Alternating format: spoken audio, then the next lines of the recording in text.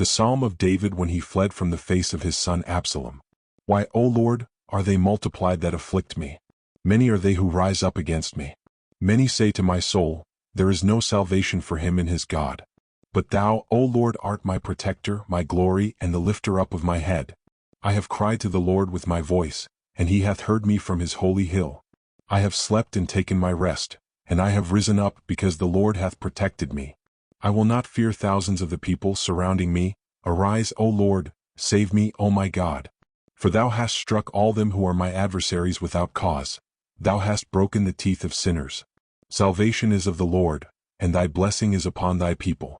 Verse 1, David, addressing himself in prayer to God, complains of and wonders at the number of his enemies. For, as we read in 2 Kings 15, all Israel was then most cordially following Absalom. Such was the case with Christ, especially in his passion, for then his son, that is, his people, rebelled against him, crying out, We have no king but Caesar, and he, like a sick man and a fugitive, was obliged to fly from them through his death, but speedily returned through his resurrection. Absalom signifies the peace of the father, because, in fact, it was the son only that stirred up the war. But the father was always at peace, both as regards David, who wept at the death of his son, and as regards Christ, who prayed for his persecutors. And as Ahithophel, the intimate friend and counselor of David, was the person to betray him in the rebellion of his son, and afterwards hanged himself. Similar was the end of Judas, one of Christ's most familiar friends, who also hanged himself. Verse 2. This would appear to apply to the inward temptations of the devil, seeking to make him despair, as if his confidence in God had been to no purpose. To it also may be referred what the people were then naturally saying, namely, that notwithstanding David's great confidence in God, he was then apparently entirely abandoned by him, a thing quite common for the ignorant to take up, when they see pious people in trouble. Thus, Job's wife reproaches him, Do you still remain in your simplicity?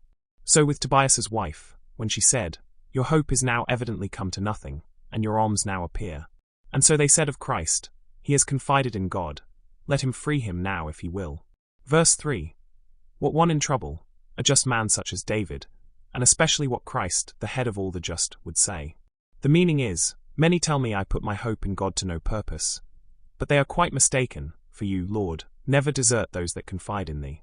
Therefore you are my protector, to ward off the weapons of my enemies, not content with which you become my glory, that is to say, the cause of my glory. Hence it arises that you come to be the lifter up of my head, that is to say, you make me, who a while ago hung my head in grief and sorrow, hold it up now in joy and exultation. Verse 4. A proof of David's confidence. He appealed to the Almighty, and at once he was heard. Observe the expression, I have cried with my voice, as much as to say, not silently, indifferently, or passively, but loudly, emphatically. From his holy hill, means either Zion, or, more probably, the kingdom of heaven. Verse 5. In the persecution of Absalom David made no resistance, but lay down as one would to sleep, but soon after awoke, strengthened by the Lord to recover his kingdom, because the Lord hath protected him. Verse 6, clearly applicable to David, who on recovering courage, rose up and got ready to meet his enemies, and therefore, now exclaims he has no fear of the countless enemy, confiding, as he does, not in his own power, or the arms of his allies, but in God, and he therefore supplicates him to rise and save him from the hands of the enemy.